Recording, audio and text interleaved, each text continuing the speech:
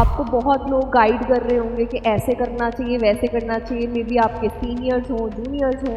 Actual में ये time उस हिसाब से दिए गए हैं, जैसे मॉर्निंग शिफ्ट होगी है ना, तो बच्चे को थोड़ा सा वो इन्वायरमेंट मिले। पैनिक सिचुएशन जब होती है उसमें हम यही करते हैं, जल्दबाजी में कुछ ऐसा सा क्वेश्चन पड़ा था, अब उन्होंने थोड़ा सा उसमें चेंज कर दिया, हमने देखा नहीं और सारा क्वेश्चन खराब। एक और प्रॉब्लम है, अब बच्चों के मन में एक और क्वेश्चन आता है कि मैम हमें PYQs करने चाहिए, ठीक है, या हमें जो लास्ट 10 to 15 डेज है उसमें न्यू मॉक उठाने चाहिए। अगर आपको लग रहा है कि आप श्योर नहीं हो, गेस वर्क मत करो और उसको बिल्कुल भी फिर अटेम्प्ट मत करो, गलत मत करो।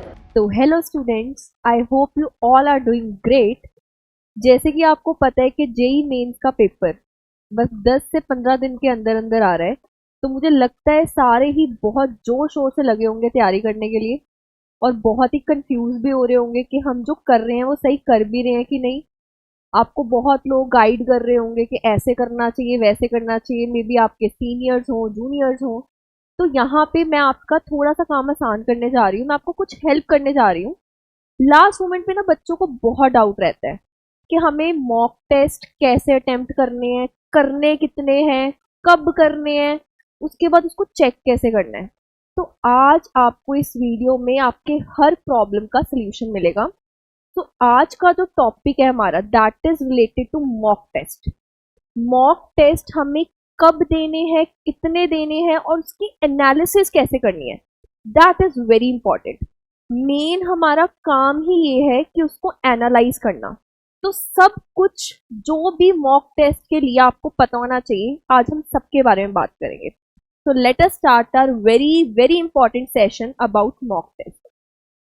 तो जैसे कि सबको पता है कि सारा सिलेबस सेम होता है, सबके लिए सेम है, ठीक है, सबके पास टाइम भी उतना है, सबके पास 24 घंटे है पढ़ने के लिए। बट अब मैटर ये करता है कि हम वो 24 घंटों को यूटिलाइज कैसे कर रहे हैं। तो आज मैं आपको यही बताऊंगी कि आपको मॉक टेस्ट का शेड्यूल कैसा रखना है, उस कितने मॉक टेस्ट देने हैं और कब देने हैं। तो लेट अस स्टार्ट। तो यहाँ पे वही चीज, बहुत एक इम्पॉर्टेंट स्टेटमेंट है, हम एक बार सभी इसको पढ़ते हैं।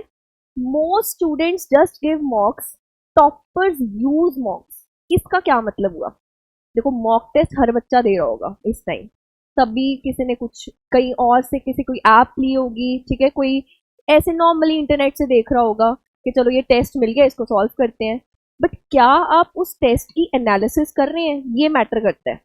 आपने टेस्ट कर लिया, आपने अपनी देखी, चलो गलतियां हैं, डीमोटिवेट होके बैठ गए, मेरे तो इतने कम नंबर हैं तो क्या ही बनेगा मेरा, यहीं पे आप गड़बड़ कर रहे हो। अगर आपके जो भी स्कोर्स है, अच्छे हैं बुरे हैं, उसको जितनी देर तक आप एनालाइज नहीं करोगे, आप अपनी गलतियां फाइंड आउट नहीं करोगे, उस मॉक टेस्ट का कोई फायदा नहीं है। तो आप लोगों को आज मैं यही सिखाने वाली हूँ, माई सेल्फ मनरूप कौर। आज हम यही सीखेंगे कि जो वो मॉक टेस्ट है उनको यूज कैसे करना है। तो ये आपका रहेगा 15 डेज का मॉक शेड्यूल। इसमें आप देख पा रहे होंगे कि रेगुलर बेसिस पे मॉक नहीं लिखा हुआ। देखो, आप सबके पास टाइम तो लिमिटेड ही है। अगर आप रेगुलर मॉक टेस्ट देने बैठ गए, आप उसको एनालाइज कब करोगे? क्योंकि आपको पता है एक पेपर 3 घंटे का है और अच्छा फिर आपने उसमें गलती की, गलती भी कर दी, तो उसको एनालाइज कैसे करेंगे? तो वो अब हम चेक करते हैं। तो यहाँ पे जो शेड्यूल है, day 1 no nothing, day 2 mock देना है, फिर ऐसे डे 3 नहीं करना, मॉक टेस्ट नहीं देना, डे 4 मॉक टेस्ट देना है। तो ये आप देख रहे होगे ऑल्टरनेट वे में है। तो अब जो बीच में जहां जहां मॉक नहीं है वहां पे क्या करना है और मॉक टेस्ट देना कैसे है, लेट्स सी। तो ये देखिए, ये पूरा आपको बताया जा रहा है कि आपको जैसे लेटर से आपको ये पता चल गया होगा डे 2 डे 4, ये जैसे ऑल्टरनेट मैंने अभी आपको बताया। तो डे 2 में देयर इज टाइमिंग्स 9:30 AM से 12:30 AM। एक्चुअल में ये टाइम उस हिसाब से दिए गए हैं, जैसे मॉर्निंग शिफ्ट होगी है ना, तो बच्चे को थोड़ा सा वो इन्वायरमेंट मिले। तो अब इसमें क्या है, आपने ये तो दे दिया, मॉक टेस्ट दे दिया, टाइम उसके 9:30 to 12:30, आपने 3 घंटे प्रॉपर बैठ के टेस्ट दिया। उसके बाद अब जो हम मेन बात करें, एनालिसिस टाइम, जिसमें उसको निग्लेक्ट करने की कोई गुंजाइश नहीं है, दैट इज नॉन नेगोशिएबल। आपको पेपर देने के बाद टाइम वेस्ट नहीं करना, आपको 2 घंटे उसकी एनालिसिस पे लगाने हैं। अब एनालिसिस से मेरा क्या मतलब है, हम वो देखते हैं। आपको अब यहाँ पे ये बताया जा रहा है कि आपको एनालाइज करना तो है, ठीक है, you have to analyse, but analyse कैसे करना है उसके लिए आपको ये पूरी स्कीम दी जा रही है। Step 1 for analysis is immediate marking. अब इमीडिएट मार्किंग कैसे करनी है वो चेक करते हैं। सबसे पहले आपको बताया जा रहा है ऑप्शन, अगर आपको खुद पता है आप चेक कर रहे हो आंसर की से, करेक्ट है आपने उन क्वेश्चन को अलग कर लिया, रॉन्ग है उनको अलग कर लिया, तो कैटेगरी बना दी। अगली कैटेगरी क्या है, अटेम्प्ट, बट अटेम्प्ट किया आपने बट आप ना डाउटफुल थे कि पता नहीं सही है गलत है, 50-50 था, उसके बाद आपने अटेम्प्ट ही नहीं किया। तो पहला स्टेप ये है, आपको अपने क्वेश्चन को उस कैटेगरी में डालना है कि आपने अटेम्प्ट किया, गलत हुआ, आप श्योर नहीं थे अटेम्प्ट करने के लिए। देन उसके बाद देखिए नेक्स्ट क्या है, अब आपको यहाँ से ना ये पता चलेगा आपने कैसे, आपको एक्चुअल में स्कोर कितना प्रोजेक्ट कर सकते हो। जैसे यहाँ पे देखो रियलिटी चेक आपको कैसे मिलेगा, आपने पहले तो मार्क्स बना लिए। मैथ्स में जैसे आपको पता है जेईई मेंस में 3 सेक्शन रहेंगे, केमिस्ट्री, फिजिक्स, मैथ्स, आपने तीनों में देख लिया कि आपके कितने कितने स्कोर्स है, और वहां से आपको आइडिया मिल गया। देखो आजकल जो कंपटीशन चल रहा है बहुत ही हार्श है, ठीक है, बहुत ही बच्चे ज़्यादा नंबर भी ले रहे हैं, 99 परसेंटाइल तो कितने कितने बच्चों की आ जाती है। तो वहां से आपको एक एस्टिमेट मिलेगा आप कितने मार्क्स से अभी दूर चल रहे हैं, ठीक है। उसके बाद हमारा नेक्स्ट स्टेप क्या रहेगा, तो our next step will be step 3 wrong question diagnosis. अब इसमें अब आपको ये देखना है, आपने पहले तो ये कैटेगरी बना ली थी, अब आपको देखना है, तो आपको मिल गई ये क्वेश्चन गलत थे। अब उन क्वेश्चन से सोल्यूशन कैसे मिलेगा, आपको ये देखना है, देखो वो क्वेश्चन गलत हुए क्यों। तो लेट अस सी कैसे कैसे गलत हो सकते हैं। कंसेप्चुअल मिसअंडरस्टैंडिंग, कंसेप्ट में थोड़ी सी दिक्कत थी। कैलकुलेशन एरर, जैसे फिजिकल केमिस्ट्री आपने फॉर्मूला सही लगाया, कैलकुलेशन में गलती कर दी, मैथ्स में कैलकुलेशन में गलती कर दी, फिजिक्स में इतने न्यूमेरिकल्स होते हैं मे बी उसमें कुछ गलत कर दिया। Silly careless mistake. Next time ran out, इतना आपने टाइम लगा दिया क्वेश्चन पे, बाकी क्वेश्चन पे तो नहीं लगाना था, और आपको किसी और क्वेश्चन में टाइम ही नहीं मिला, आपने जल्दबाजी कर दी। Misread the question, panic situation जब होती है उसमें हम यही करते हैं, जल्दबाजी में कुछ ऐसा सा क्वेश्चन पड़ा था, अब उन्होंने थोड़ा सा उसमें चेंज कर दिया, हमने देखा नहीं और सारा क्वेश्चन खराब। तो अब हम इस चीज को रेक्टिफाई कैसे कर सकते हैं, तो आप लोगों ने क्या करना है, जो आपके गलत थे क्वेश्चन आपने ऐसे उनमें सारे सारे एरर्स लिख दिए। तो स्टेप 4 आपको यही बता रहा है, find your personal error pattern. आप ये देखिए कि आप किस तरह की गलतियां कर रहे हैं। अब जैसे मे बी आप केमिस्ट्री में एक पर्टिकुलर टॉपिक, जैसे मान लो आपको बोहर मॉडल है, उसके कुछ फॉर्मूलाज हैं, आपको याद ही नहीं था, फॉर्मूला ही नहीं याद था, तो यहाँ पे आपने गलती की। तो आपको पहले आइडेंटिफाई करना किस तरह की गलतियां कर रहे हैं। Next, if a mistake repeats more than once it's a big red flag. अब इसका क्या मतलब है, अगर आप बार बार वही गलतियां कर रहे हैं तो there are chances, high probability है कि आप पेपर में भी वो मिस्टेक कर सकते हैं। तो यही चीज को हमें अवॉइड करना है।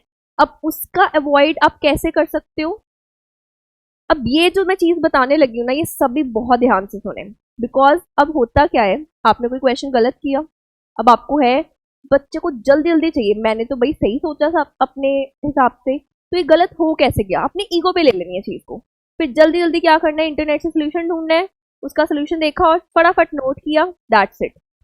इससे आप कुछ नहीं सीखे हैं, जीरो।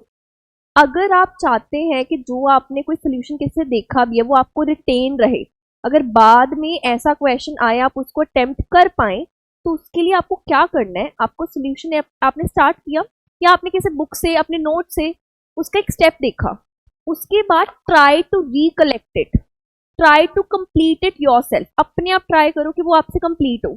अगर आप सारा देख के उसको नोट डाउन कर लोगे ना, तो वो आपको रिटेन रही, बिल्कुल ही नहीं रिटेन रहेगा।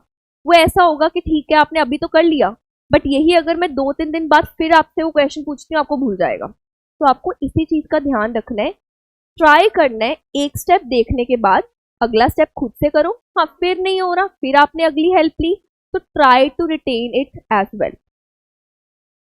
नेक्स्ट, आफ्टर पॉजिंग, तो यहाँ पे ये बताया हुआ है कि पॉज करने के बाद टेक अ मिनट, ट्राई करें उसको, पूरा सोल्यूशन देखें। दिस विल हेल्प यू कि आप फर्दर वो मिस्टेक नहीं कर पाएंगे। ठीक है, नेक्स्ट उस पर चलते हैं। नाउ दिस, अब देखो हमने कितनी बातें कर ली है ना। हमने ये बात कर ली कि जो मॉक टेस्ट है वो आपको कैसे देना है। ठीक है, मॉक टेस्ट आपने एक दिन पूरा दिया, आपने उस पर टाइम लगाया 9:30 to 12:30, फिर आपने इमीडिएट मार्किंग की, आपने वो देखा, उसको एनालिसिस आपने किया, उसका बहुत अच्छे से एनालिसिस किया। और मेन यही पॉइंट इंपॉर्टेंट है, सिर्फ मॉक टेस्ट देना इंपॉर्टेंट नहीं है, उसकी एनालिसिस करना इंपॉर्टेंट है। अब वो सब चीज़ों के बाद आपके पास नेक्स्ट डे आया, जिसमें वो बिल्कुल बॉक्स खाली था, डब्बा था खाली। अब उसमें करना क्या है, you have to utilise that time. अब मॉर्निंग में revise concept from yesterday mistakes. ये नहीं सोचना अपने आप को बहुत ही ज्ञानी नहीं समझना कि हाँ मैंने एक बार पढ़ लिया तो मुझे सारा कुछ आ गया। आपको उस चीज को बार बार रिवाइज करना पड़ेगा, तब जाके आप जेईई मेंस में वो गलती नहीं करोगे। उसके बाद आफ्टरनून में आपने उस गलती, जो क्वेश्चन था उसमें आपने कुछ गलती की, आपने सेम उस पर 5-6 और प्रॉब्लम सॉल्व कर ली कि आपका पूरा होल्ड बन जाए उस चीज पे।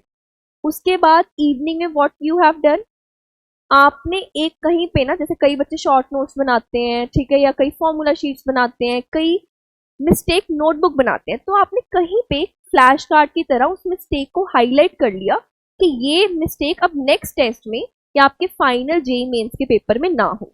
तो इससे क्या होगा, आपने अपनी वीकनेसेस पे वर्क किया, जो आपका वीक एरिया था आपने उसको आइडेंटिफाई किया, आपने उसको एनालाइज किया और फिर उसको रेक्टिफाई किया।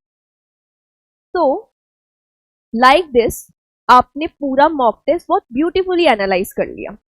अब एक और प्रॉब्लम है, अब बच्चों के मन में एक और क्वेश्चन आता है कि मैम हमें पीवाईक्यूज करने चाहिए, ठीक है, या हमें लास्ट में जो लास्ट 10 to 15 डेज है उसमें न्यू मॉक उठाने चाहिए। तो यहाँ पे जो इतना बड़ा ये डाउट होता है ना, हम उसको आज उसका सोल्यूशन ढूंढते हैं। तो आपको करना क्या चाहिए, बेसिकली ये आपको ये शो कर रहा है, ये जो डायग्राम सा बना हुआ है ये आपको बता रहा है कि you have to maintain a balance. अब बैलेंस कैसे मेंटेन करना है, जब आपके स्टार्टिंग वाले डेज है, ठीक है, यू शुड ट्राई, जैसे मान लो हम 15 डेज का शेड्यूल प्लान कर रहे हैं, तो स्टार्टिंग के डेज में you should go for new test. ठीक है, आपने न्यू कर, क्योंकि आपके पास अभी टाइम है, आप उस चीज को एब्जॉर्ब कर सकते हो, आप नई चीजें सीख सकते हो। तो स्टार्टिंग में आपने ज्यादा न्यू मॉक टेस्ट किए, न्यू क्वेश्चन ट्राई किए और थोड़े से पीवाईक्यूज किए। पीवाईक्यूज को छोड़ना नहीं है, उसको साथ में ही रखना है। फिर आपने धीरे धीरे जैसे जैसे दिन अब कम हो रहे हैं तो आपने ज्यादा ध्यान किस पे देना शुरू कर दिया, पीवाईक्यूज पे, और न्यू क्वेश्चंस थोड़े से कम कर दिए। जब आप बिल्कुल ही लास्ट स्टेज पे गए, अब लास्ट स्टेज में आपने क्या करना, आपने न्यू क्वेश्चंस को बिल्कुल ही कम कर देना है, क्योंकि अब आपका माइंड इतना एब्जॉर्ब नहीं कर पाएगा, वो नया कंसेप्ट नहीं सीख पाएगा, और ऊपर से वैसे ही जो आता होगा वो भी आप पैनिक में गलत कर दोगे कि मुझे तो ये भी नहीं हो रहा, मेरे से वो भी नहीं हो रहा। तो आपको लास्ट स्टेज पे क्या करना है, न्यू क्वेश्चंस कम ट्राई करना है, और जो आपने आपके पीवाईक्यू जो आपने ऑलरेडी इतनी बार हाथ से निकाल लिए हैं उन्हीं को वापस रिवाइज करना है। ठीक है, तो ये आपको सारी चीजें, क्या आप ये पूरा जो मैंने अभी आपको बताई वही प्लान में लिखा हुआ है।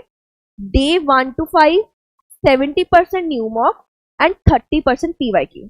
तो अब आप धीरे धीरे देखो, जब आप 6 to 10, 11 to 14 एंड 15 डे पे जा रहे हैं, तो धीरे धीरे पीवाईक्यूज की percentage is increasing and new mock की परसेंटेज इज डिक्रीजिंग। तो इसी तरीके से आपको भी काम करना है। अब नेक्स्ट जो और आपको एक क्वेश्चन होता है, तो आपको सारे जितने भी आपके ऐसे क्वेश्चन है ना, आपको आज इस वीडियो में आपको सारे उन क्वेश्चन का सोल्यूशन जरूर मिलेगा। अब कई बार क्या होता है, जब हम पेपर कर रहे होते हैं, अब बच्चों के मन में डाउट होता है कि ये अटेम्प्ट करना है या नहीं करना। पहली बात, किसी क्वेश्चन को ईगो पे नहीं लेना। अगर आपको लग रहा है आपको उस क्वेश्चन में 3 या 5 मिनट से ज्यादा लग गए, आपने उस क्वेश्चन को बहुत टाइम दे दिया, और जो आसान क्वेश्चन थे उसकी जगह में मे बी आपने उनका टाइम खा लिया। तो आपको क्या करना है, यहाँ पे यही बताए कब आपको अटेम्प्ट करना है एंड कब क्वेश्चन को स्किप करना है। तो अटेम्प्ट के लिए क्या है, अगर आप कॉन्फिडेंट हो कि आपको 70% से ज्यादा जैसे होता है ना कि हाँ ये मैं तुक्का मार रहा हूँ, 50-50% है, हो भी सकता है नहीं भी, तो उसको बिल्कुल छोड़ दो। आपको आई थिंक ये चीज इतनी समझ होगी, बिल्कुल सबको पता होगा, इतने आपने टेस्ट दिए हैं कि 0 -1 से बेटर है। नेगेटिव मत करो, क्वेश्चन को छोड़ दो अगर नहीं आता। तो यहाँ पे वही चीज है, अगर आप श्योर नहीं हो और आपको 3 मिनट से ज्यादा लग रहे हैं तो आप छोड़ दो उस क्वेश्चन को, स्किप दैट क्वेश्चन। और अगर आपको लग रहा है कि हाँ एक गट फीलिंग है कि, और ये आपको लग रहा है कि 70% ज्यादा आपको कंसेप्ट आपने कर रखे हैं ऐसे क्वेश्चन, आपको उस कंसेप्ट पे होल्ड है, then you should attempt that question. तो ये वही बताया हुआ है, प्लीज इसको सभी ध्यान से पढ़ें। Toppers golden rule. देखो नॉलेज सबके पास होती है, पेपर को अटेम्प्ट कैसे करना है दैट मैटर्स। हमारे पास ऐसी इतनी एग्जांपल्स हैं जहाँ पे बच्चे को बहुत कुछ आता था बट पेपर में ढंग से उस चीज को प्रेजेंट नहीं किया तो प्रॉब्लम हुई। तो ये जो आपको वीडियो में चीजें बताई जा रही हूँ, यही बताई जा रही है कि नॉलेज को अब कैसे सही डायरेक्शन में यूज करना, आपको प्रेपरेशन स्ट्रेटेजी कैसे रखनी है फॉर जेई मेंस, वो आपको यही बताया जा रहा है कि so you have to memorise this कि अवॉइड नेगेटिव मार्किंग, स्किप कर दो। अगर आपको लग रहा है कि आप श्योर नहीं हो, गेस वर्क मत करो और उसको बिल्कुल भी फिर अटेम्प्ट मत करो, गलत मत करो। सो आई थिंक आज हमने बहुत ही इंपॉर्टेंट बातें की हैं। आई होप ये आपको बहुत हेल्प करेंगी आपके मेंस के पेपर में, ठीक है। तो एक चीज जो नटशेल है, I would suggest you all कि मॉक टेस्ट देना जरूरी है, बट अगर मॉक टेस्ट दे के बहुत खुश हो जाए अच्छे नंबरों पे या डीमोटिवेट हो जाए बुरे नंबरों पे, और वो कॉपी जिस पे मॉक टेस्ट दे उसको ऐसे बंद करके साइड रख दे, तो उस मॉक टेस्ट का कोई फायदा नहीं है। Analysis is very much important, so mocks don't improve your rank, whereas analysis does. So thank you very much and all the very best for your JEE Mains exam.